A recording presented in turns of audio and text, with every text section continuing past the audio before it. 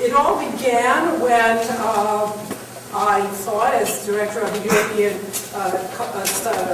Council on European Studies, which embraces both all of Europe, Western Europe, all the way across to what used to be called Russia and Eastern Europe. It's still Eastern Europe, probably. It's ex-Soviet Union, but not ex-Eastern Europe. And so immediately came to my attention that Jan Gross's new book had just appeared this summer, and that he was a very important both scholar and voice in public debate these days, and it really was a good idea to invite him to come to Yale. So we went back and forth by email, and we troubled and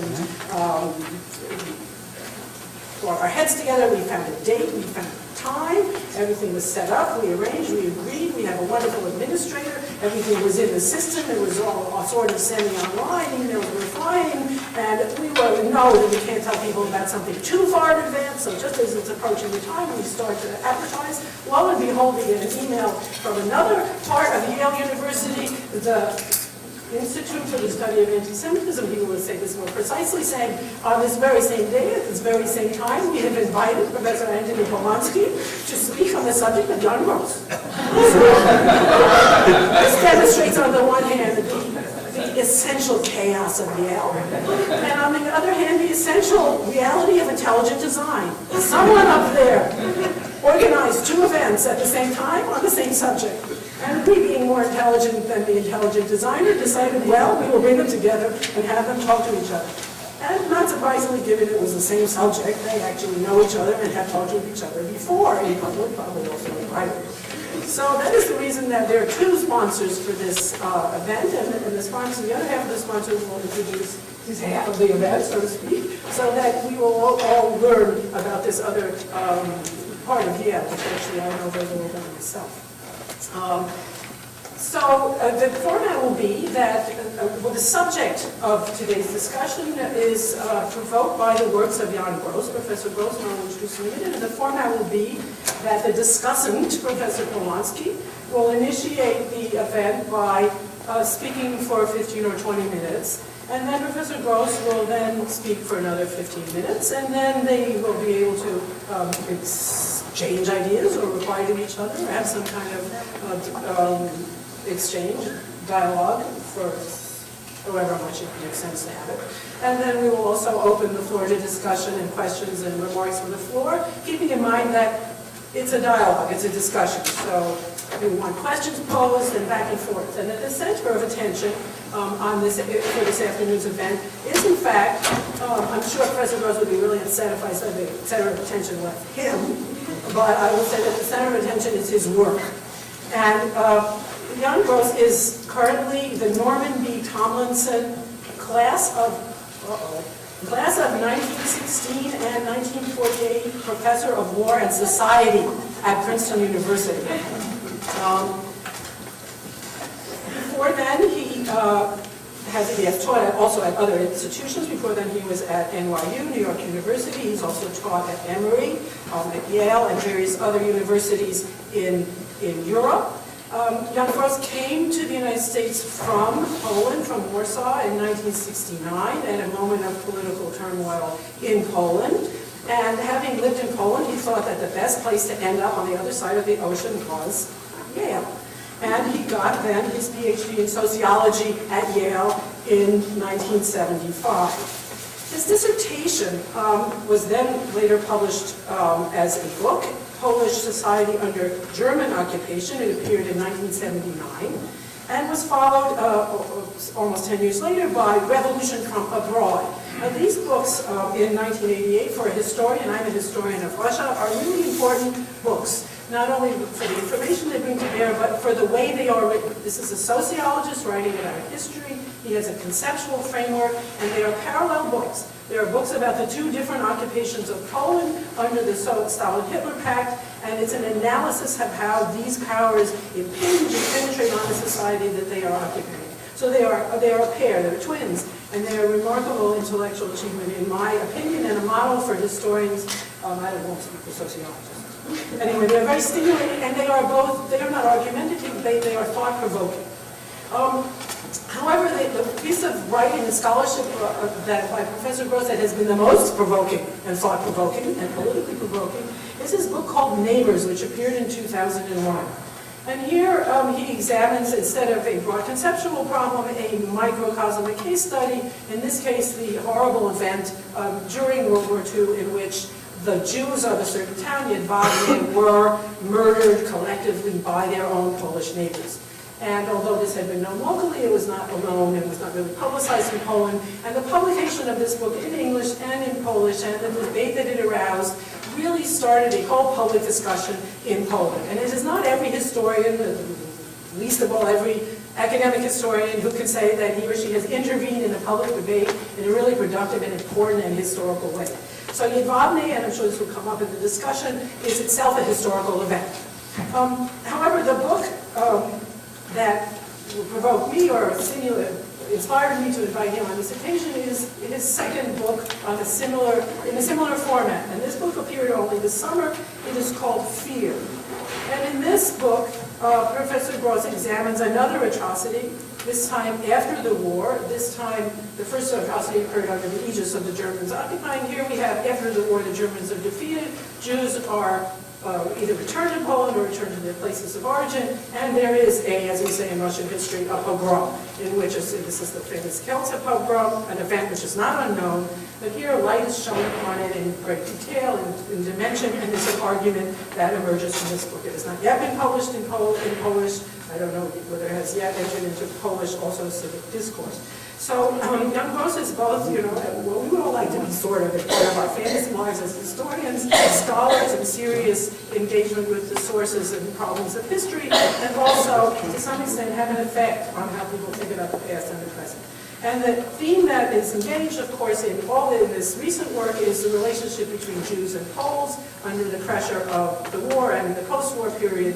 And that is the format for today's discussion. And that is why these two discussants can sit together at the same table under the aegis of the Council on European Studies and the Center for the Study of Anti-Semitism, and talk about, I think on the occasion of this book, which is subtitled Anti-Semitism in Poland After Auschwitz. So it is my enormous pleasure to welcome Jan Gross and his interlocutor, Antony Polonsky, and turn the podium over to my colleague, Charles Small.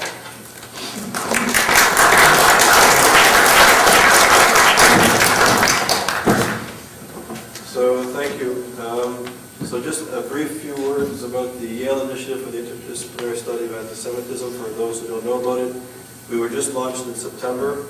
We run a seminar series, and we're going to be housing research projects and the sort. So for people who don't know about us, if you want to receive our emails, we send out emails regularly in a newsletter about issues of anti-Semitism, mostly contemporary anti-Semitism. I'd be happy to take your names down. So this is a new program. It's actually the first at a North American university that's focused on the interdisciplinary study of anti-Semitism. So it's a great honor to be a part of this event, and I'll be very quick and brief. I would like to introduce to you Professor Polonsky.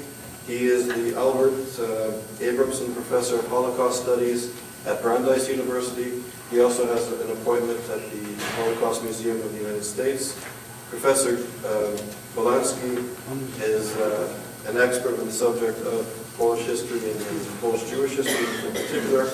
I won't go into the amount of books and articles that he's written. Prolific writer. He recently just received a very prestigious award in Poland called the Felix Scharf Statuette, which is an award for scholars who are engaged in preserving the legacy of Polish Jewish history. He's also edited a book dealing with the issue of neighbors, which Professor Gross wrote, called The Neighbors, A Response, where he has an edited volume of collected essays responding to the important works of Professor Gross. So it's really an honor to introduce Professor Polonsky.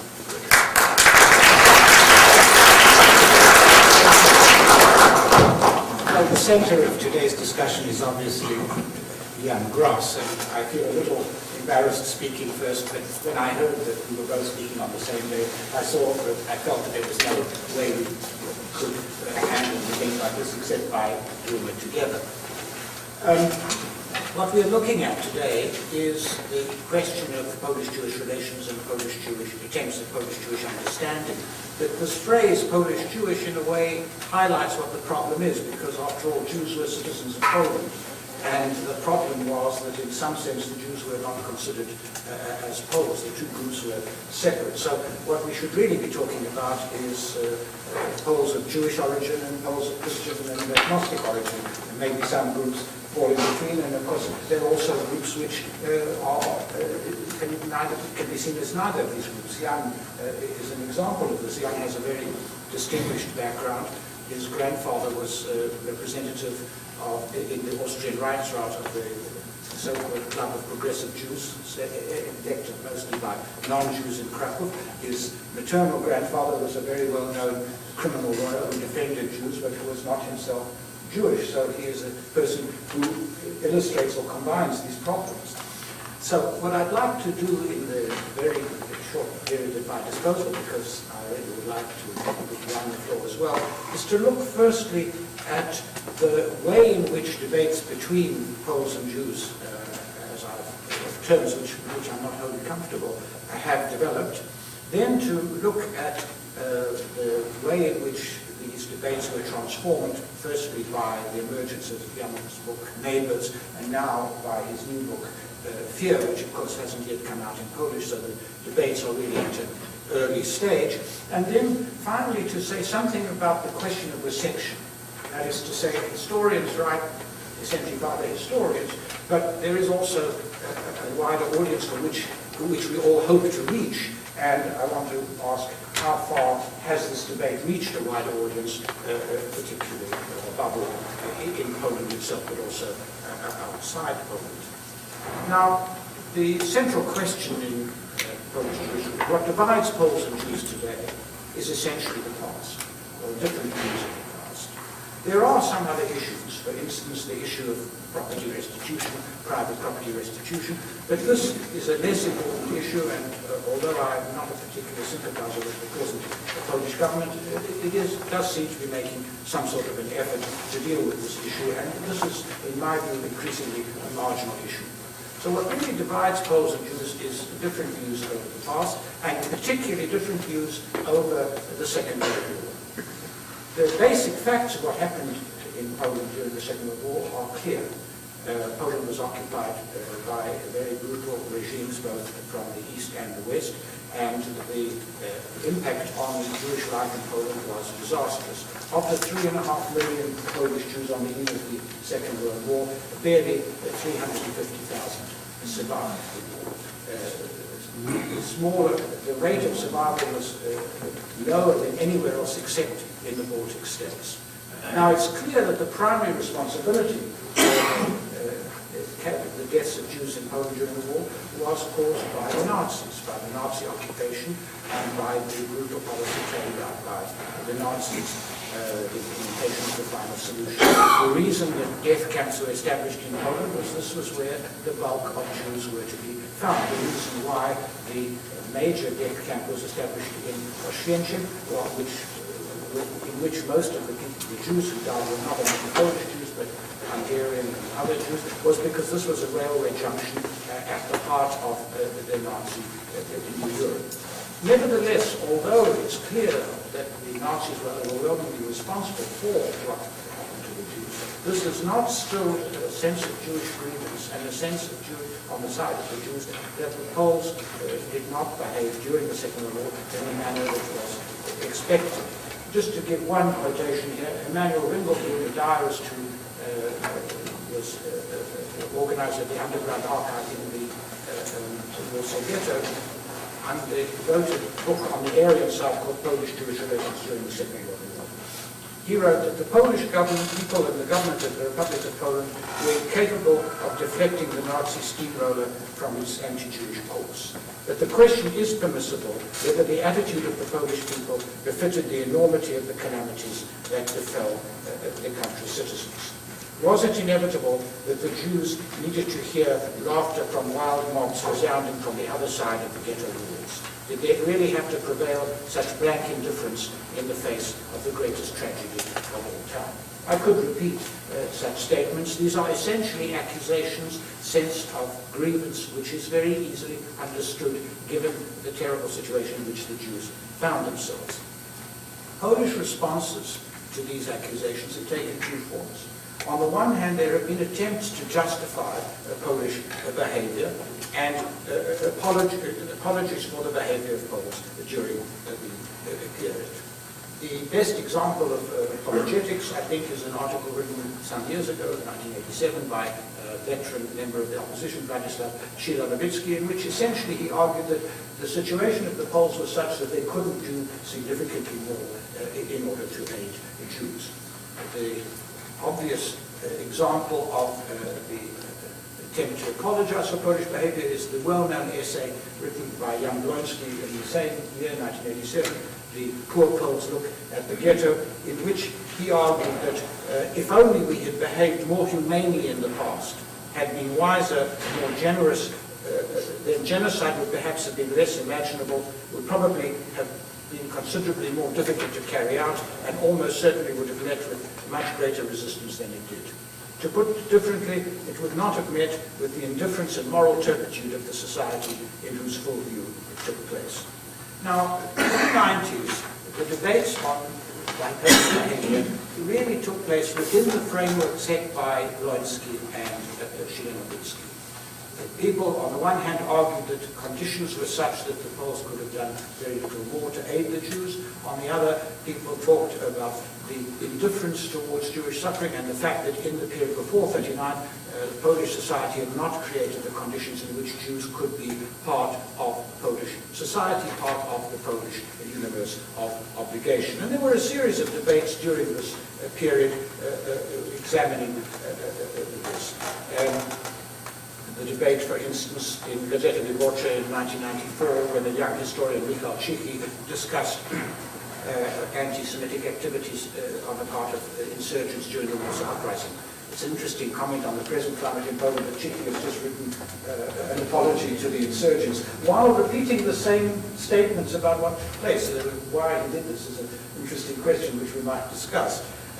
Similarly, there was an important debate provoked by an exchange between Fathers Muszal and Krostowski about the reaction of the Polish hierarchy to the anti-Semitic utterances of Father Jankowski, and a series of debates provoked by an article by a Polish sociologist, Anna Schwider-Ziemba, in Gazeta Wyborcza. In the 80s, these debates were all essentially moral, and all essentially conducted by sociologists, anthropologists, and military critics rather than by historians. Two things changed in the 90s.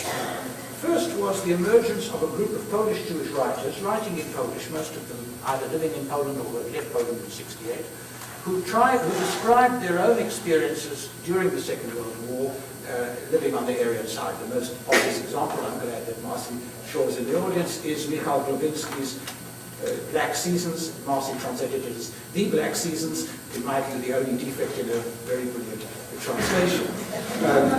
But this describes very well the difficult situation of those Jews on the Aryan side, and in Polish, which spoke very much more effectively to Poles.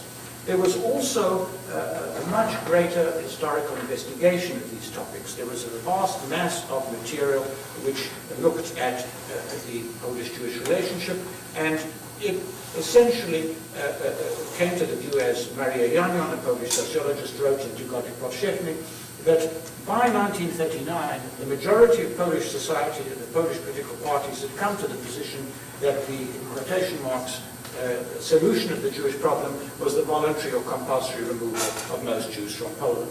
Of course, there were a lot of people who didn't accept this. There's also the question of, faced with the actual implementation, how widely would these policies have been implemented? But that this was the case was was a consensus among historians, and created a new climate of opinion. And this was the context in which Jan's epoch-making book Neighbours, which was first published in Polish in 2000 and then in English in the following year, appeared. It's tempting to say to Klaus Jan, with the same group of Polish Jews who came to write in the 1990s, with the Dichters and the new works of Henry Grinberg or the Black Seasons of Lewinsky. In a way, he's part of that same generation, although he left in '68.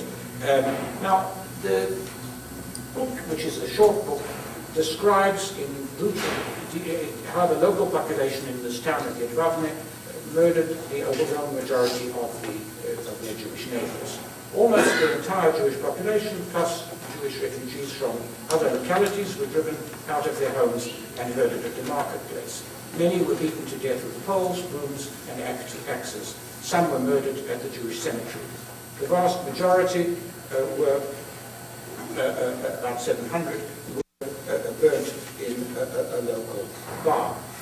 This the discussion of this was put together by Jan on the basis of the court reports and also the depositions which were to be found in the Jewish Historical Institute, and this provoked a very large debate in Poland. And this debate took place on two levels.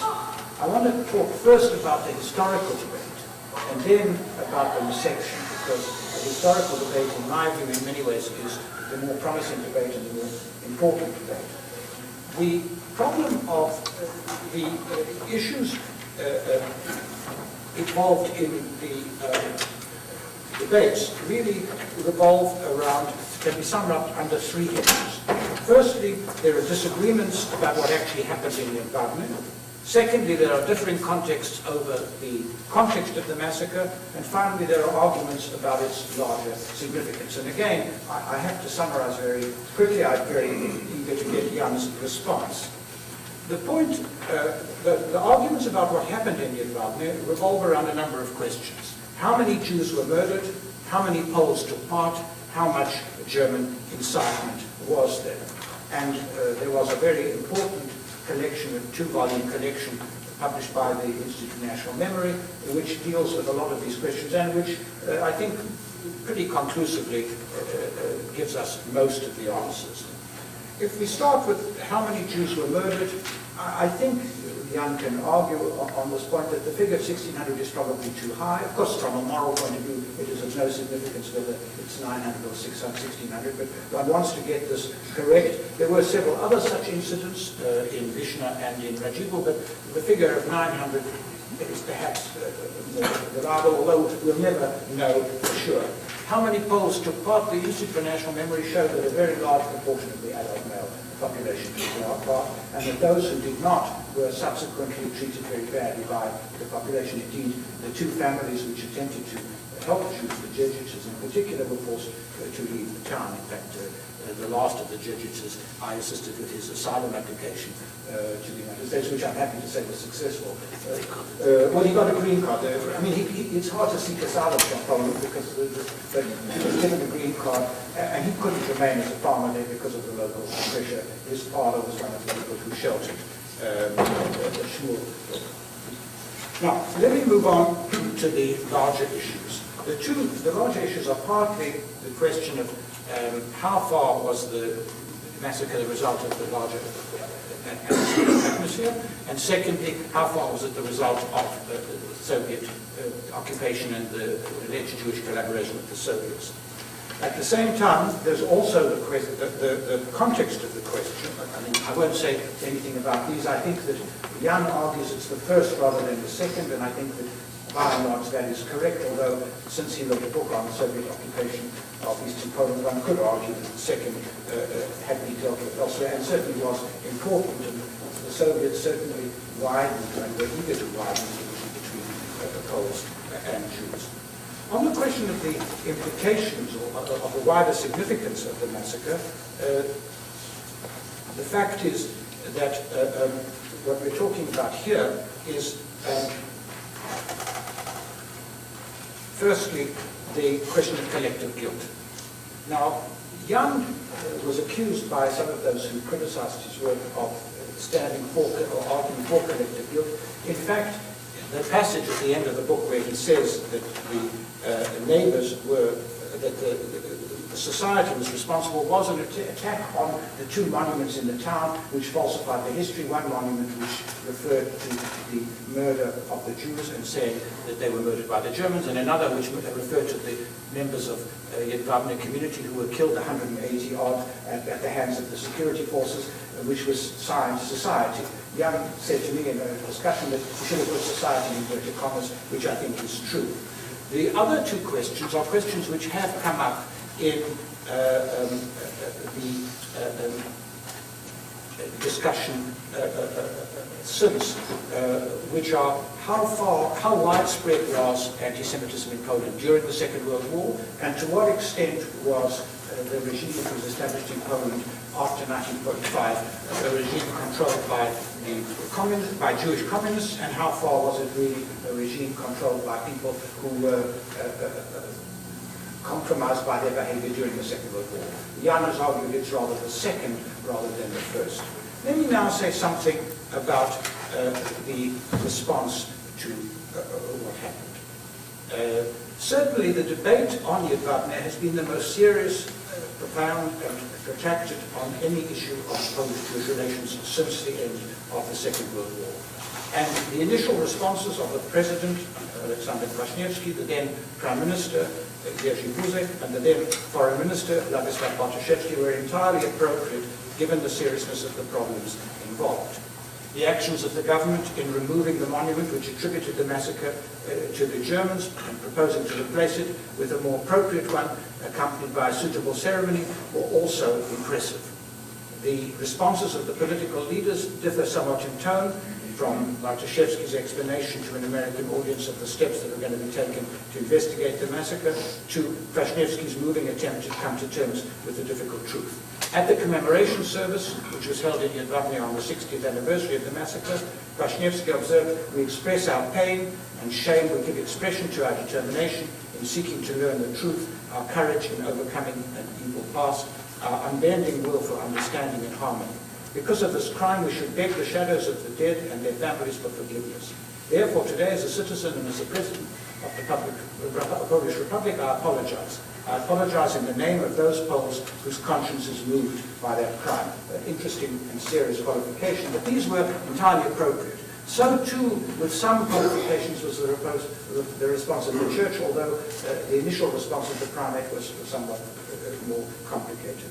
How far has this changed attitudes in Poland? Initially, I think one could be quite optimistic. Certainly, there was a widespread willingness to accept what had happened and a widespread willingness to come to terms with it. Recently, the situation has changed somewhat. And here, I mean, I'm not sure how the situation is, and I very much like to get Jan's response. But there are a number of new developments which I think need to be taken into account. Firstly, there is what one might call transition fatigue. 17 years since the end of communism, maybe 18 years since the end of communism in Poland. Many people are better off, but many people are not. And there is a sense of the question, why is this the case? Secondly, the fact is that Poles, one of the principal objectives of the Polish political elites, whether of the right or left, was to get admission to the European and international structures, NATO and the European Union. This required a certain sense of restraint, and a sense that is no longer the case because Poland is part of these structures. This enables people to speak more freely. There's also been a political change in Poland. The last post-communist government compromised itself by its corruption and its crony capitalism. It's very much discredited. The left has only about 13 or 14% of the vote in public opinion polls. The SLD is essentially self-destructive, and the right has come to power. This is not in itself a bad thing. The problem is that the right was divided, and in order to hold power, the present government has sought to win the support, and it has in its coalition several extreme right-wing parties. This has created a new climate of opinion, which is problematic. And you can see this in the reception of Jan's second book, which we'll discuss in due course. I haven't had time to say much about it. Firstly, there is now, there's been a debate in Poland about the nature of the transition in '89. Was this a rational compromise between two reasonable groups, or was this a sellout to the communists who are already weak? The second group is now This second view is now much more strongly advocated, and what you might call the neo-nationalist or neo-Ende group of historians is much stronger both in the Institute for National Memory and elsewhere. When the Institute for National Memory published its volume on 1968, which I think gives a pretty good account of 1968, the introduction, and he said the same on the radio, by a man called Jarin, one of these neo-Endic historians, said that we reserve the right to question whether there was actually a conspiracy behind what happened in Kielce, which I think is a very questionable issue. There is now a law on the statute which says that anybody who claims that Poland, or the Polish nation, collaborated with the Nazis or the Soviets, can be said is guilty of a crime for which the penalty is 3 years in jail. The whole question of getting rid of people with a communist past has taken a very nasty turn, the last aspect of which was the forced resignation of the Archbishop of Warsaw. On that occasion, very viciously anti-Semitic statements were made by the people at the church and in Greenpeace also in Russia generally. So there is a certain transition fatigue, and it will be interesting to see how the response is to Jan's new book, which looks at the further development of anti-Semitism, and in particular one of its worst post-war manifestations. I think that while all of the things that I've described are true, what is also important, and with this I'll conclude, there has been a much greater scholarly base for the investigation of these events. I think that, for instance, the creation of the Center for Holocaust Studies in Warsaw is a very important development, and the journal which it's established is at a very high level. I think that one wants to separate the scholarly debate from the public reception. The public debates are generally politicized historical debates generally don't lead anywhere. I believe ultimately that with Pierre-Henri de Lesage that facts are stubborn things and that one needs to establish the facts and look at them carefully and clearly. The other aspects of this problem, coming to terms with the past, are much slower and will take place, but will take place in a different way. What is important is above all what is taking place at an elite level. That may be an overly optimistic position, but that is my view, and I'll hand over to you.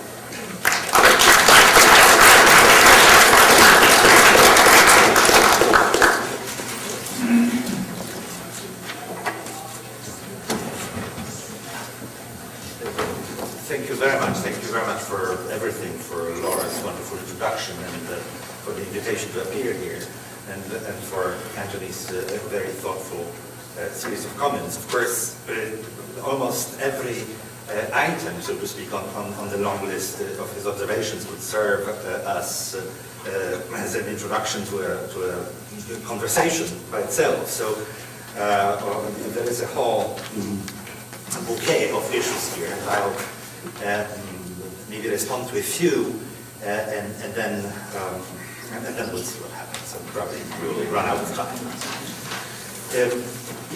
As far as the one thing which I find to be very interesting, and it's an issue that really stretches very far back. To the period of the Second World War, and a kind of a manner in which the destruction of Polish Jewry has been processed, as it were, by the surrounding society. Processed, I mean by that, essentially recorded and then dealt with. But it starts then in the discussion that Antony presented. This issue of relationships between Poles and Jews reappears once again in 1980s and 90s, and then after the publication of Neighbors, the big question before us is what do we attribute to the fact that these issues suddenly come up finally, and then that they are taken and attention is focused on them and they are discussed. In 1980s, and I think the statement from Antony is very good and important here. The article that was published in Tygodnik Powszechny, a wonderful Catholic publication of Krakow by Jan Błoński really triggered an enormous amount of this early interest and focused conversation on the issue of Polish-Jewish relations. And by today's standards, it was, of course, very tame, but significant. And Antony failed to mention, but what happened at the time was also a kind of an opening up of this dialogue within conferences of scholars. We participated in several of those. And there were scholars from Israel, from America, from Poland that started meeting in various sites in Oxford, in Jerusalem. There was a very important meeting. One of the very important publications that came out of it was a collection, a wonderful volume that Antony edited with Błoński's article and then a series of responses to it, and it came out in English. Really, there was a kind of a coming of minds, so to speak. This is a time also where an incredibly important and moving documentary film has been made about the Kielce pogrom by Marcel Łoziński, which is called The Witnesses, in 1987. It was shown at one of his conferences. Let me say that at the same, so this was the focus of attention in a fairly small, narrow milieu of scholars, and moved the discussion considerably. I was part at the time of an Immigré initiative which started among, at the time, younger people who left in 1968, following the events of 1968 from Poland. We started a periodical, which was called Annex. It was coming out for a number of years, first in Sweden, then in London. And it was a kind of a lame, parallel, very modest statement that went along the same track that this formidable publication of Kultura by Giedroyć first established. And one of the issues that we have published, it was actually before Błoński's death, was devoted to the discussion of the subject of Polish-Jewish relations. Several articles were written there. I wrote a piece which later on appeared in a book form as well, and a very important text was written also by the editor of the journal at the time, Alexander Smolar, who later on played a very important political role, in fact, sort of returned after 1989 with at least one leg to Poland, divided his time between Paris and Warsaw, and was a very close advisor to Prime Minister Mazowiecki at the time. We spoke, I think, in ways that went several steps beyond, so to speak, the discussion that came out in Błoński. Interestingly enough, it was not picked up by anyone. Even though it's the same milieu, actually, these articles were sent around. Bartoszewski was one of the people who were supposed to respond to it. Jacek Puroń as well. And somehow it sort of petered out. I had a correspondence exchange at the time between Smolar and Bartoszewski, and it involved a statement that Jan Józef Lipski had made, which was also a very important statement. Jan Józef Lipski, an incredibly significant figure in Polish opposition, and also in a kind of an opening towards confronting this xenophobic tradition that informed Polish politics. For those of you who don't read Polish, Lipski is the author of a truly wonderful book about the Workers' Defense Committee, of which he was a founding member, that played such an important role in the 70s and 80s. And the foundation of Solidarity movement. So what stands to me as a very interesting question is, when is it that issues that turn out to be a very dramatic and kind of a full of potentially, that are very catchy, judging by how deeply the public gets at some point invested in them, when these issues somehow make it to the surface and become subjects of general discussion. In that sense, of course, neighbors becomes a kind of a very significant moment. It really breaks through and the accumulated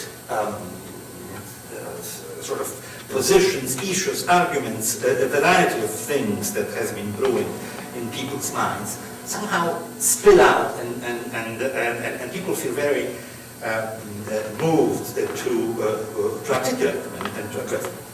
Why was it, in fact, that finally this was a book that accomplished it, even though several texts had been written before, the kind of an awareness of it was in the air? And I have a very good answer, and I mean, it would be tempting to say that it was such a wonderful piece of writing, etc., etc. It's a lot of very good pieces of writings have been put out.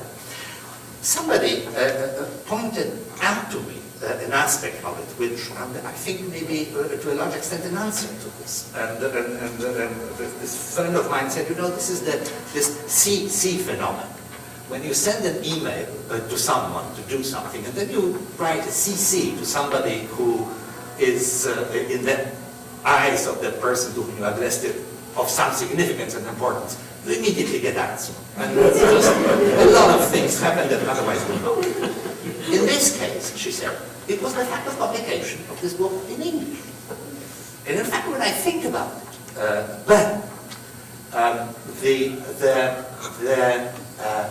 the discussion in Poland, I happened to be in Poland during the year after it came out and was part of the very intense debate. It had a kind of a natural dynamic to it. And this natural dynamic was predicated on two moments. One of them was the date of publication of this book in English, and it was spring of 2001. The book came out in late May of 2000. And then the other item, also a kind of a public event, it was the preparation for this public ceremony that was supposed to, it took place, and you mentioned it, in July, on the anniversary of the exact anniversary, July 10th of 2001 in Jedwabne. What will happen then? What kind of a statement and a kind of an international response to it there will be. So much as I would like to sort of take credit for mobilizing the kind of a good and bad at the same time instincts of my the compatriots, it seems to me that what really made the difference here was that this was a project where in fact there was this CC item on the book somehow, and it really, I mean, several things happened at the time. You know, for example, just before the book came out in English, Polish Ministry of Foreign Affairs made a concerted effort to put out English translation of several articles that have come out already by then, by the spring of 2001, in the Polish debate. And Polish consulates have received these, the book, and they could distribute it freely. I may say also, parenthetically, that the Polish Ministry of Foreign Affairs has just published a book in English of translations of several articles that appeared in Polish periodicals and press in response to fear, most of them critical, some of them not so critical, and it's sort of available. It created a kind of a, this is coming back to this issue that Antony wanted to put out, namely the phenomenon of reception. It already had a kind of an echo in the right-wing Catholic press, where one of the most vociferous opponents of really airing this issue of Polish-Jewish relations, a fellow who just writes, is a very prolific writer, and after the publication of Neighbors wrote a book which was called 100 Lies of the Cross. Now he published another book which was in fact a kind of a compilation of 21 articles, very long each of them, in the daily Nasz Dziennik, which is called Further Lies of the Cross. And it was a big piece in which he truly went after this publication of Ministry of Foreign Affairs. But and the issue there was, why didn't they translate my writings that were really critical of the Ross? So, there's a kind of the public is ready, so to speak, and waiting, I think. I'm in the process of producing this Polish translation. It's not an easy task, I must say. It's just it's a very exhausting subject, and it's very important to write it properly too. This is an issue with which I became. I'm very much aware of it. This first essay, which I published in Annex in the early issue of 1980s. I delivered it first as a talk in English, and somebody translated it. And actually, this was a horrific translation. Unfortunately, it was not published in that format. It was sent around to people for discussion. So I later had to rewrite it. Now I'm writing it again, and it's a very painful process. But it will be out. It will be out in the summer. The Catholic publishing house, Znak in Krakow, is putting it out. It's a very, very good publishing house, and they are about to publish an even more scandalous book by a priest who had assembled historical materials from archives of the secret police on collaboration of priests in the Krakow area, and you can imagine that this whole story will generate quite a discussion. There are too many important questions here to raise. I will only say that the discussion following Neighbors was extraordinarily profound and deep. I can actually get into this question of how many people were killed, and the investigation of the issue of national memory. This is a very lucky circumstance for me, and I think for Poland, that the man who was in charge of the Institute of National Memory at the time was a man of just impeccable integrity as a public servant, and that these two huge volumes that were published, some of it were studies, and the other documents, were really produced with tremendous attention to fairness and detail. What's going on now, this Institute of National Memory, as Antony mentioned, this is a slew of NDEC historians took it over, and it led even to a scandalous piece of this new fellow who is in charge of the Bureau of National Education, who publishes ex officio introduction to a volume that has been prepared before, and in fact this undermines the text of this volume on the Polish-Jewish relations during the war. One of the reviewers called it literally scandalous. So if they were in charge at the time, the Institute of National Memory would have produced a very bizarre, I think, findings indeed.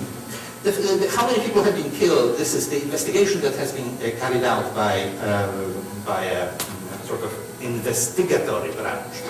Again, a very decent man who conducted it. To a large extent, it was left up in the air. They said it's very unlikely that 1,600 people had been killed there. But if you look at the depositions that were made during the trial in 1949, there are several statements from people, and most of them come from Poles, from Polish witnesses or those who were in some ways implicated. And all of them sort of point out, they say 1,500 some, say 1,600 something, 1,200. So it's just a matter of how many Jews there were in the environment at the time. One cannot say very specifically how many exactly. But all the evidence we have from the period is that this is more or less the ballpark figure. Even though some demographic studies had been, and there's a big demographic essay in, but it's totally unconvincing. I don't want to go into it. And of course, as he says, it doesn't matter. 800 people or 1,600 killed there. It's the same story. But to be frank, there's no good grounds to say that there hadn't been any killed. One thing is has not been contested by anybody, that this was essentially an effort and to a large extent successful of killing everybody who was there. So again, if only 800 had been killed, part of the discussion had to do with the size of the barn and how many people can be put in.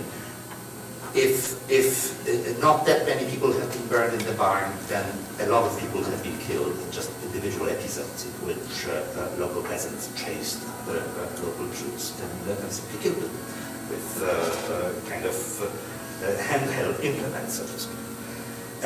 So this is, it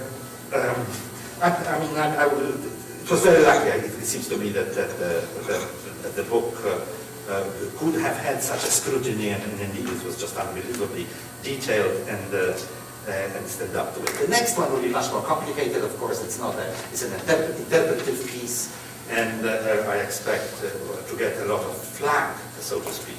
And but that's the way it goes, so to speak.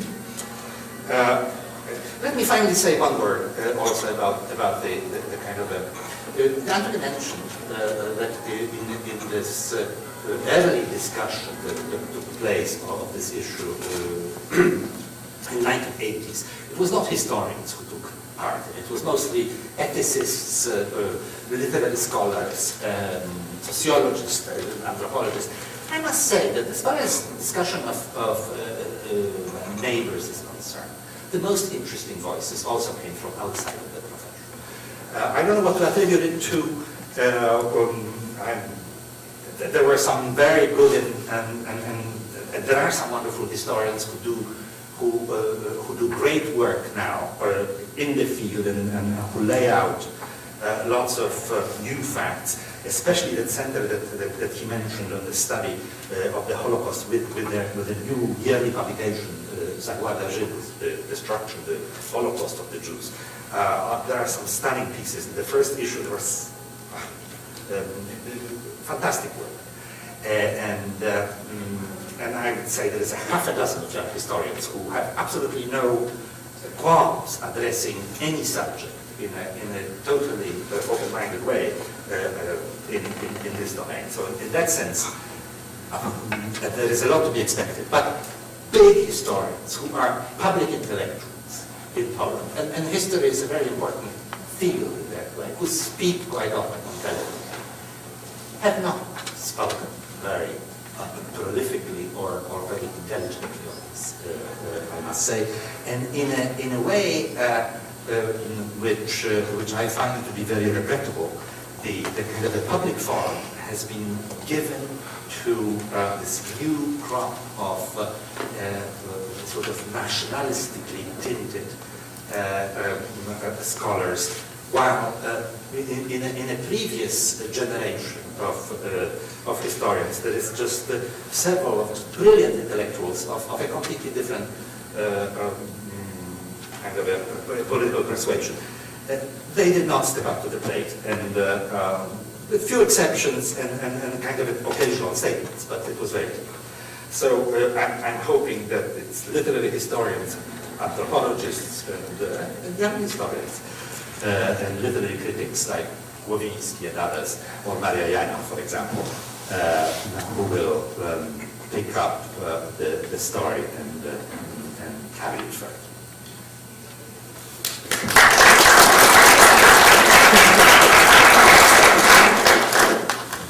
Actually, I think at this point, since there's a lot of implicit dialogue already in the two presentations, it would be nice to open up from the floor, unless you'd like to...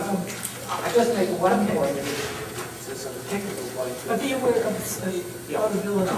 Can you hear at the back? No, I'll stand to this. Jana asked at the end why Polish historians haven't involved themselves in this debate. I think that there's a Polish historiography which essentially was developed in Galicia, was heavily positivistic in the German sense. And this positivistic, that is fact-based historiography, was intensified in the Soviet period, or in the communist period, because history continued in this period. But the way in which people continued to write history was by writing heavily fact-based studies with introductions which made the compulsory obeisances to Marxism, Leninism, and without conclusions, because if you had a conclusion, you spelled out what you were saying. And this had a very bad effect on the way in which historical scholarship developed. I just make that point. Well, I will be the traffic. Yes, please. I don't want to be a cop of any kind. What shall I be? Traffic controller. That's better. Okay, and so Gus, which gentleman in the blue depot? Okay, so Gus, please. Gus Reed. I've got two questions. One, you mentioned the episode that is doing the... Gus, could you maybe stand up so I'm sensitive to people being able to hear? I have two questions. One is that you talked about the two episodes, one during the German occupation, one after the war. I'm interested in what happened before World War II. I know I lived in Germany, I was a German Jew in Germany, and I remember a lot of Polish Jews streamed from Poland to Germany to escape Poland. So this anti-Semitism in Poland has a long history, just like anti-Semitism in Germany has a long history. I'd like to hear a little more about the causes of Polish anti-Semitism. I know a little bit about the causes of German anti-Semitism. I'd like to hear about Polish anti-Semitism. Second question has to do with the role of the church. I went to Poland in the 90s, looking for history of some relatives of mine who had last been seen in Poland. We went looking for places, and whenever we saw a family in the church, we got a very short shrift, very nasty response. Obviously, anti-Semitic, maybe we had a bad sample, but I had the impression that the church was very anti-Semitic before, from my little sample. I wonder what the role of the church has been through all these three episodes.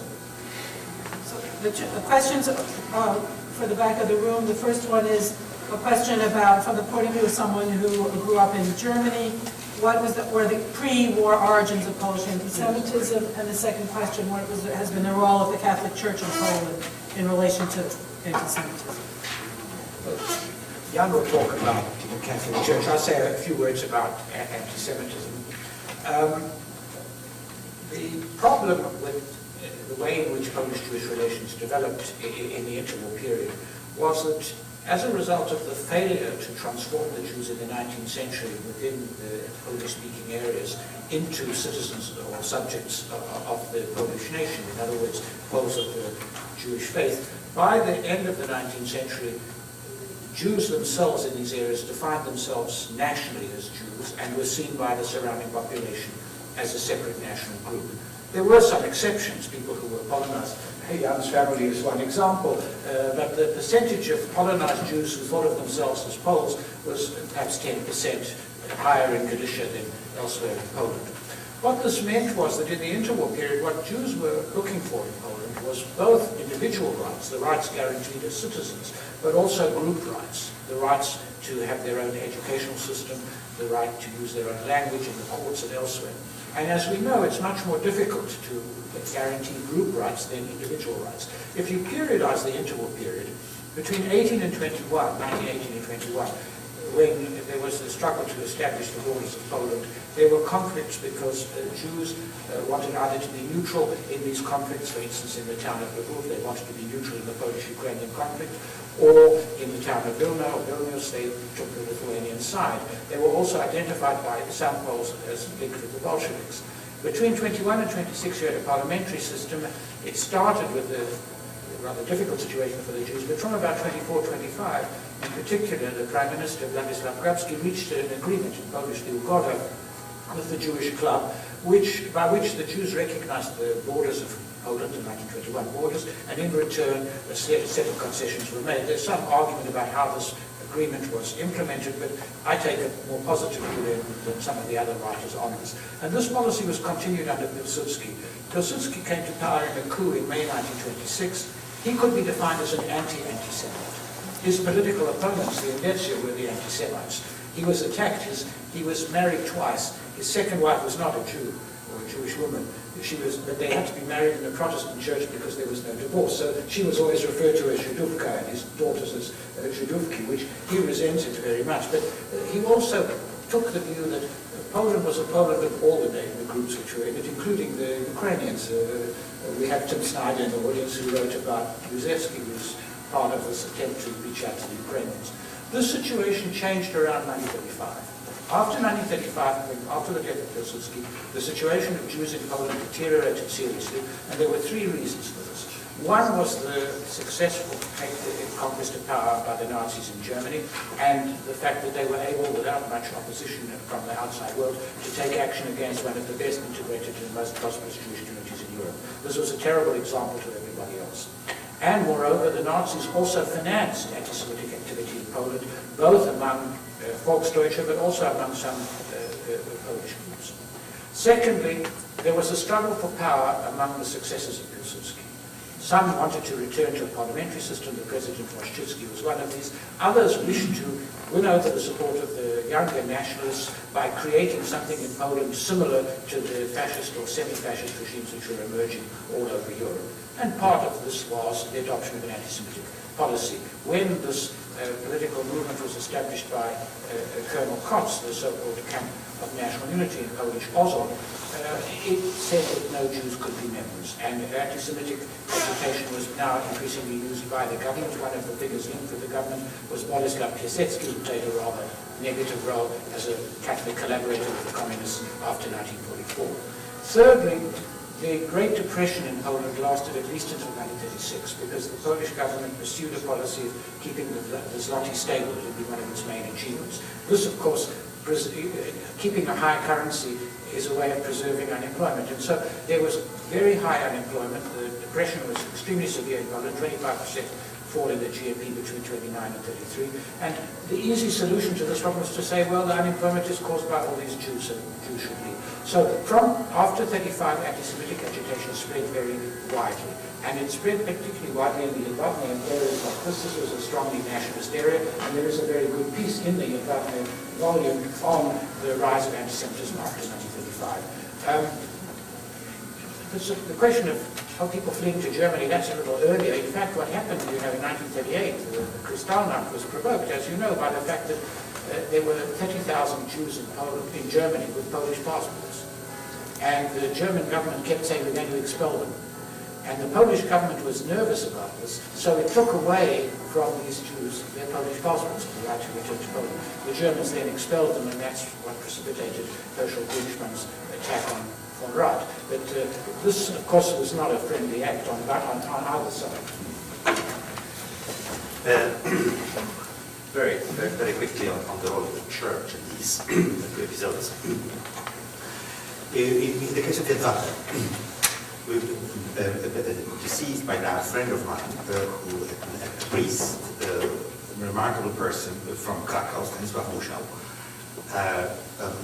said at one point in discussions over these issues that the place for the priest of Yevadne was in the barn with the Jews. That's where he should have been if he were true to his vocation, if you will. And this was not the case. The priests in this area in particular, starting with the local bishop, were very vociferously anti-Semitic. They were voting for, and very actively so, for Endecja, for the National Democrats, and were active in all kinds of anti-Jewish episodes that took place before the war. And during the war were just utterly not helpful. There is in the volume that's published by the Institute of National Memory an incredibly interesting memoir of a woman from a neighboring town, of a Jewish woman, from a neighboring town of Radziłów, who actually a very similar act of mass murder takes place 3 days before Yevadne. She is there, survives with her family in the end, and makes that deposition in 1946 in Yad Vashem. And she describes it, among other things, the process of negotiations that went on between the Jewish community there. This was a fairly wealthy family, and she was involved in these negotiations, with various important figures in town on the Polish side, because the kind of atmosphere was increasingly frightening, and the assaults on Jews were kind of coming up, if you wish, in intensity before that final assault where they were all killed took place. And including conversations with the priest, and the priest is just utterly unwilling to do anything. He just says, we know that all of you are communists, and I'm not going to intervene on your behalf. Just he was ready to help 1 or 2 families, and including her family in the end, but would not act on behalf and kind of intercede with the Polish population. The church's position vis-à-vis the pogrom after the war in 1946 is very bad as well. I mean, I described it in the book. It's essentially clergy's anti-Semitic. One of the elements of the pogrom is the rumor that at the time, immediately after the war in Poland, had really wide circulation of ritual murder that takes place, of Christian children being killed, so the Jews can harvest the blood. And several of Polish bishops, actually 2, are on record at that time saying that one of them, in fact straightforwardly, that such a thing took place in Kielce, the other saying, well, this issue is unclear yet. And the British ambassador at the time, who had some of these conversations, the Brits were very worried, of course, because under the impact of this program, there was this huge flight of Jews who were eventually trying to, so they were worried to have a kind of a population pressure in Palestine, which was still a mandatory responsibility for Britain. He had a lot of conversations with very high officials of the church and writes cables to the Foreign Office which he deplores the anti-Semitism of them. But there is one exception, this wonderful statement that's been made by the Bishop of Częstochowa at the time, and then 2 months later, this is an episode that takes place in July, and in September there is a meeting of Polish bishops of the episcopate, and there is a collective letter of the episcopate in which they essentially protest and censor the man who had made this statement in July. So they are on record, the Polish Church representatives, if you will, the hierarchy of the Polish Church, as and that record is terrible. So on my list is next Richard Freiberg, then Ivo Banac, then John Sweater, and then I'll put you on your list. Yes. Cheryl. Yes. Okay. Richard, please. I have a question and remark. Question goes to now. I learned from your book that before this book came out, actually there was a film made by on the same incident that you described so wonderfully in this book. So I wonder why this film, obviously being broadcasted on Polish television, the documentary, did not make the same splash as your book. Because normally we attribute to film to more public resonance than that book. So what actually made it different? The remark is on language. I learned from Professor Polonsky today that there are these long-standing definitions, ethnic divisions of Jews, not thinking of themselves as primary Poles, but Jews within the Polish community. But I was always struck, and I was even struck by Jan for using the same concepts, the same kind of linguistic concepts to describe who you're talking about, Poles against Jews. And I wonder if we as scholars should not make an attempt to move beyond the contemporary universe of people, contemporary mindset of people who think of themselves as either Poles or Jews, but as scholars today try to have a more distant view and talk about Catholic Poles and Jewish Poles instead of talking about Poles and Jews. Very quickly about Agnieszka Arnold's film. There are 2 films that she had made. One of them was put out before the story of Jedwabne, the book Neighbors was published. And this was a film that was a very general film on the question of the Polish-Jewish relations, with essentially interviews with a lot of people who are usually interviewed in this context. And at some point in that film, there is a mention that the killing of the Jews by Poles took place in Jedwabne. This is not really a film on Yetvat. This is, and it's just a sentence. So unless somebody, and then, but her documentary, and she was, I don't want to say by this that she was not aware of this matter. She was aware of this matter, and actually she had the presence of mind before I did to go to Yetvat and to investigate this matter seriously. We both read independently the position of the man who survived, and it's just a striking deposition, but she was clever enough to take it seriously, go there, and actually very quickly discover, because people there would speak openly about it, that this is indeed something that has taken place. And then she started working on a film. But her documentary film came out about a year after the book. It literally came in April of 2001. It's an important date because it's before, for example, the public event that took place in July and so forth.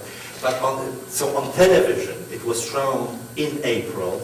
It was, I think, 2 consecutive nights, 1-hour program each time, very powerful, and it made quite a big difference. Then there was, I remember, on television immediately afterwards, kind of a discussion in which the head of the Institute of National Memory took place as well. A very important one. So, yes, it was there. Well, Anthony, I think, let me make an administrative intervention here.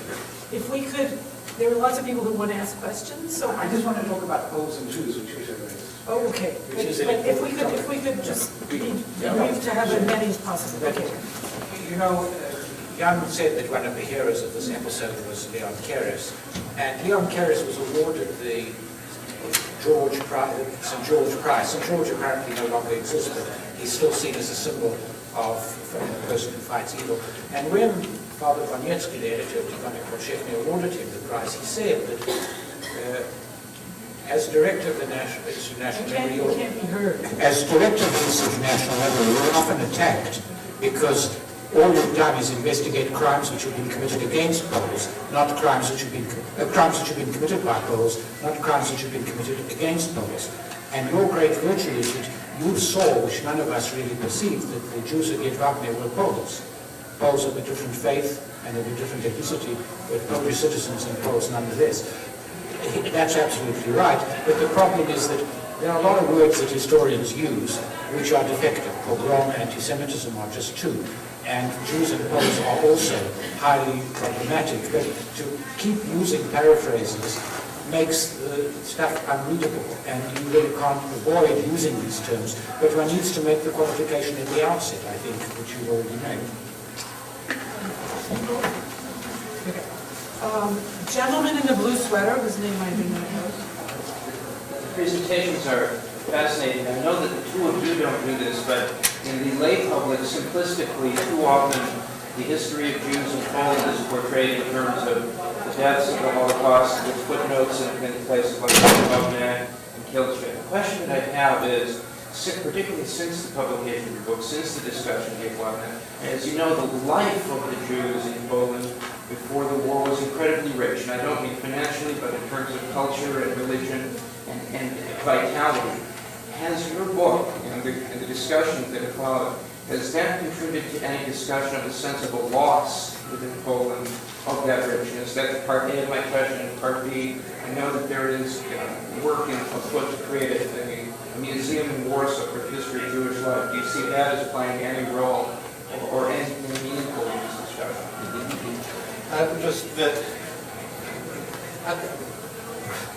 There has been, I don't know that this discussion and application of neighbors had any impact on it, but I must say that there has been, for as long as I remember, and certainly since 1989 when I started going to Poland again, there is a visible and very intense, if you wish, interest on the part, obviously, of just general Polish public in the Jewish life in Poland. If you go to a bookstore, you'll find a number of Judaica, albums, etc.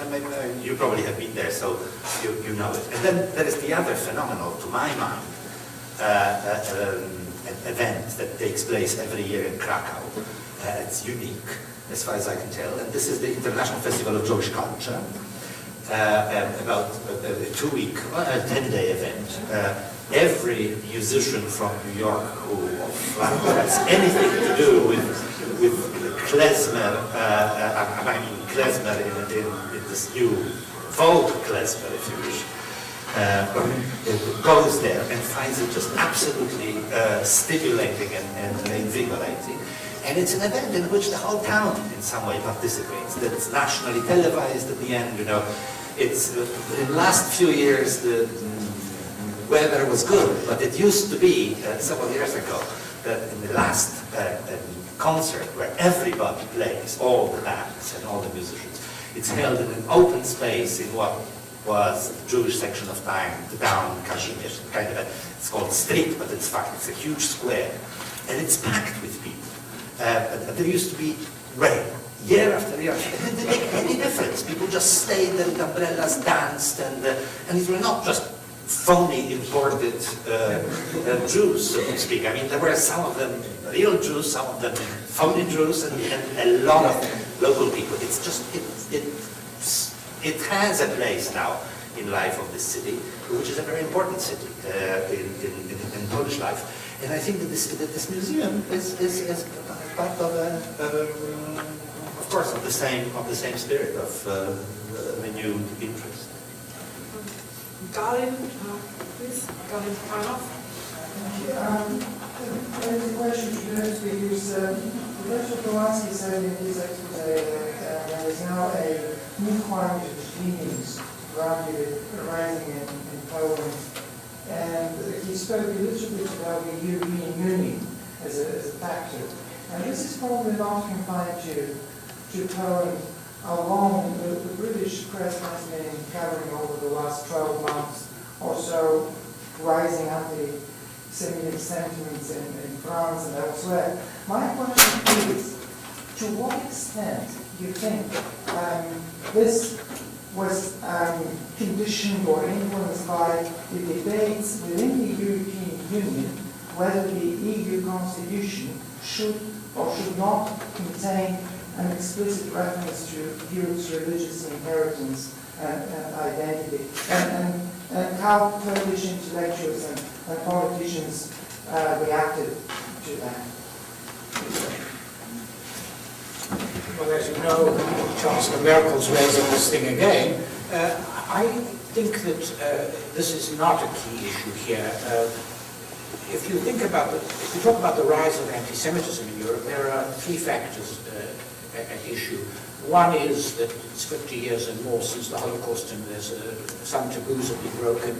Secondly, there's a widespread criticism of Israeli behavior in a sense that the problems of the Middle East could be solved if Israel could be coerced into making all sorts of concessions. And the third is anti-Americanism. In the context of Poland, compared to England, say, which I know quite well since I spent a lot of time there, there's less of that. Poland is probably, along with England, the least anti-American or the most pro-American country in Europe. And also, because of the series of reasons, anti-Semitism is a problem in Poland, but anti-Zionism is not. Because of the fact that the Jews are seen historically as a national group in Poland, the Poles have no problem with the idea of a Jewish state. When Pope John Paul II went to Yad Vashem, he talked about the sufferings of the Jewish nation, now Żydowski. You can't imagine the Western statesmen talking about a Jewish nation. And it doesn't sound, it sounds odd in English. So I think that's a different issue.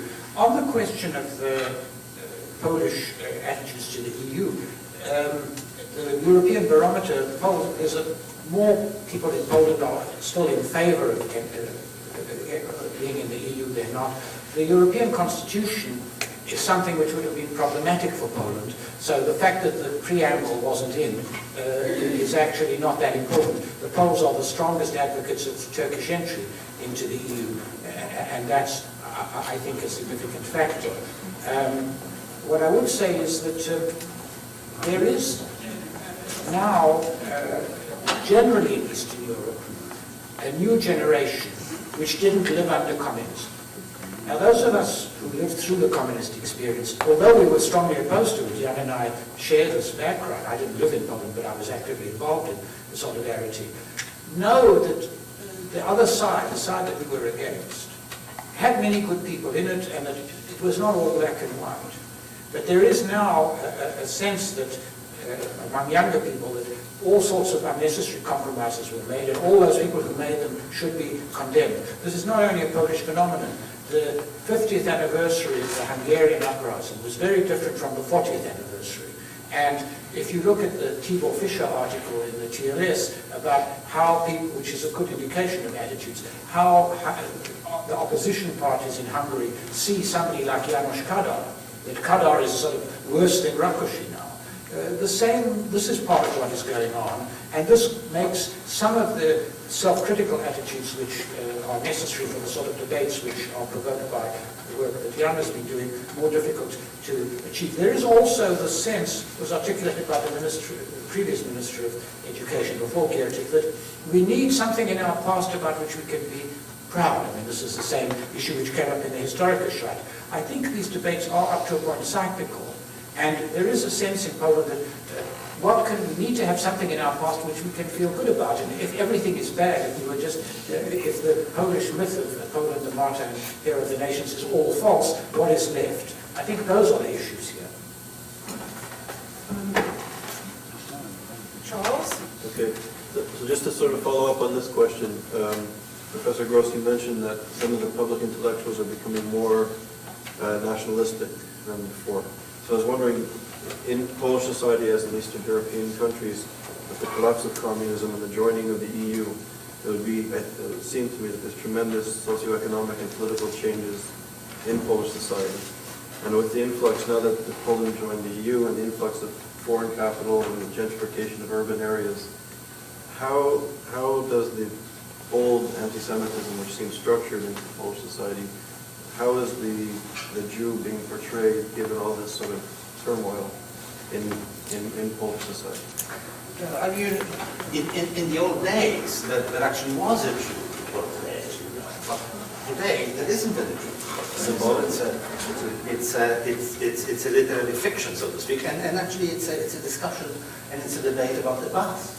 And if I mentioned that public intellectuals, historians, as public intellectuals, now that's taking part openly in debates, writing in the daily newspapers and so forth, have shifted, it's not that people change their minds, but it's that those who had previously been vociferous, very visible, active, and listened to, don't write that much anymore. What had taken place also is that a kind of a center of gravity of recognized and visible newspapers and public fora has shifted.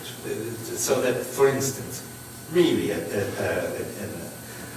highly objectionable daily newspaper, which is called Our Daily, and that's xenophobic and just silly and very kind of a populistic Catholic. Strangely, it became a kind of a government,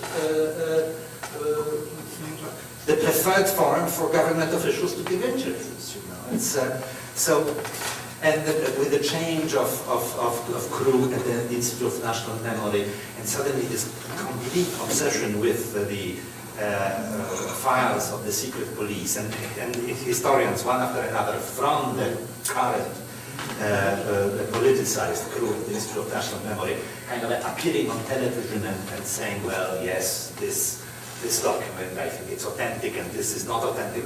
Suddenly they just give you a kind of a certificate of propriety, so to speak, just out of a hat, so to speak. And this is what happened, you know. And to what extent it has to do with the coming to Europe, I don't know, but maybe Antony's intuition is right. There was a period. First of all, it was the old generation, the generation of those who have really were architects of that change. They had a task and understood that it's an unfinished business of bringing Poland within the institutions, NATO first, and then the European community. And they were very mobilized, and they did. And then they kind of pulled back, and this new crew moved in with a vengeance. And it's a bizarre spectacle. Once again, I'm going to intervene now administratively, because I realize everyone in this room is freezing. That's number one. And everyone wants to go home and have dinner. So I propose, before any long disquisitions, there are 2 more people on my list of questions. Let these 2 people ask their questions briefly, and then if there are any thoughts in response, and then we'll all go home and sit around the stove. Because this is Yale, and for some reason they can't eat this room, or maybe it's because they know we're talking about Eastern Europe. So we should be mimetically cold. So I think this gentleman in the first row has a question, and then the gentleman in the gray sweater, and then a brief response. Take both questions. Yes, both questions, one after the other, and then we'll go jump around and recirculate our work. My name is Charles Chutkowski. I'm from Fairfield. I had more of a comment than a question. I complied with your instructions and read Professor Polonsky's paper before I came. And I'm here to say that I agree with just about everything in it, excepting for one thing, where he states that relatively few Jews now consider the Poles as bad as the Germans. I do have to disagree. I think the proportion of those who are hostile to the Poles is greater than you say. I have also read both Fear and Neighbors by Professor Gross, and then there are many things I disagree with, which of course I do not have time to list. I will merely observe that one could make a good defense for the behavior of the Catholic Church at the time of the Kielce pogrom. I think it is unfortunate that in this country, where we have a lot of Polish Americans, you don't hear from us very much. Just about every review of Fear that appeared in a major newspaper was very hostile to the Poles. Most of them were written by Jewish professors, as a matter of fact. The one for the New York Times resurrected Yitzhak Shamir's old canard about Poles sucking in anti-Semitism with their mother's milk, for which I wrote a letter to the Times. I also sent them a correction. They deep-sixed my letter and published the correction as my letter. So that was their way of handling it. Quick question. Professor Gross has talked about a takeover of the IPN, the Institute of National Remembrance. What is his opinion of their volume on the Kielce pogrom? Thank you. Gentleman in the gray sweater. Yes, I was wondering if you know why the room isn't heated. My question is more about why do you think, briefly, some of the reasons why anti-Semitism has persisted today in Poland, to whatever degree it exists, after the Holocaust program. And briefly, I was actually in Krakow this summer, went to the music festival, Lesbian Music, which was great. Also went on a tour of Auschwitz, which was run by a city agency, and I was struck during that tour how the guide insisted that the Poles had been equal victims of the Nazis and really had not participated in all the activities leading up to the Holocaust. And I was wondering if you know if any kind of education, and if there have been any changes in Polish education. Well, I will make one comment on the last comment before we go on. I was in Auschwitz this summer too, and I had a Polish guide who was wonderful. She was about 40 years old. She had beautiful English. She understood that there were many different victims of different kinds and not necessarily equivalent, but each one having its own story and its own problem attached to it. So I think if you're going to go anecdotal, there's a certain danger in that, and you can find examples of, some examples which that go in different directions. So I'm just throwing out another anecdote. On that question, there is, of course, an international committee for the State Museum at Auschwitz concentration camp, which has tried very hard to deal with the question of training guides adequately and having proper signage. I was on that commission when I was still in England. I know a lot of the people are still on it. I think they're doing a very good job. I think the people in the museum in particular, Mrs. Shivotska, the director of the museum, have done a very good job. The museum published this very good little pamphlet on the actual victims. I think that we now have figures which are also more or less accepted by Yad Vashem. About 1.1 million people probably. This is a low figure. This is the determined guide in Auschwitz. about 960,000 of them were Jews, 75,000, I mean, using these terms which we can't get rid of.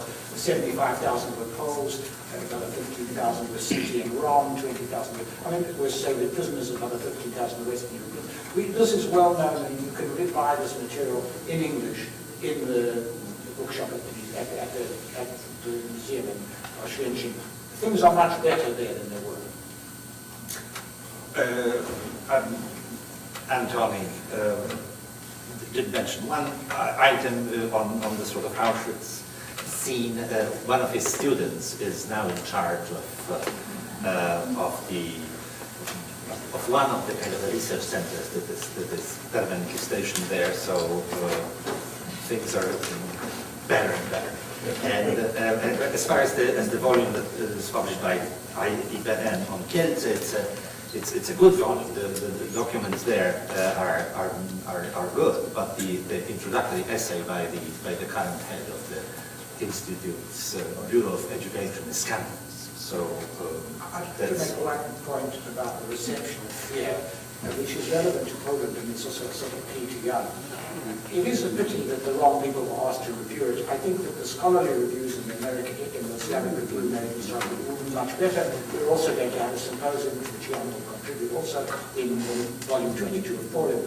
But I think that what is very important about, we haven't had a chance to discuss fear, but what is very important about fear, which is really a set of essays rather than a single book, is the first chapter, which does document very fully the sufferings of Poles in the sense which we've been using this term during the Second World War. It shows how the Poles were betrayed by the Western Allies, it shows how the Poles suffered at Soviet hands. That's very important for an American and a Western audience to read, and it's all there, something that wasn't in Neighbors. And I think that it is important for that to be in Polish. I know you're going to say everybody knows this in Poland, but I don't know that you say it. And from a public relations point of view, it is extremely important to have that in the Polish edition of Neighbors. I know that you don't agree. You don't want to chuck it. You want to bring it back. I'm going to be the traffic controller again, because not everyone in this audience is aware of all these details and so on. And I'll just make one comment also about, I hope we have more time talking about fear. Fear is a gruesome description of what happened in Kielce, but it's a very interesting argument here. And since it's past the time at the end, we won't have to be able to discuss it. But part of the argument in this book is, and maybe it's well made or not well made, that the Poles felt guilty, that there is a public conscience about what happened in the war. So it is really dangerous to oversimplify books, especially when we haven't read them, especially when it's after the end of the symposium. But I want to thank, before we leave, there's an announcement about the next event in this series, but I just, before letting you say that, I want to thank both of you for coming, raising difficult issues. And thank you. Just very briefly, next week at the same time at 4:15 in room 101 of the same building, there's an important seminar by Yigal Karman, who's going to be speaking about Ahmadinejad and the Iranian situation. So from one Holocaust to a Holocaust denier, I think it's a very important lecture next week. And also on behalf of our program, I'd like to thank you, Professor Eaglestein, and the speakers for a wonderful event. Thank you all.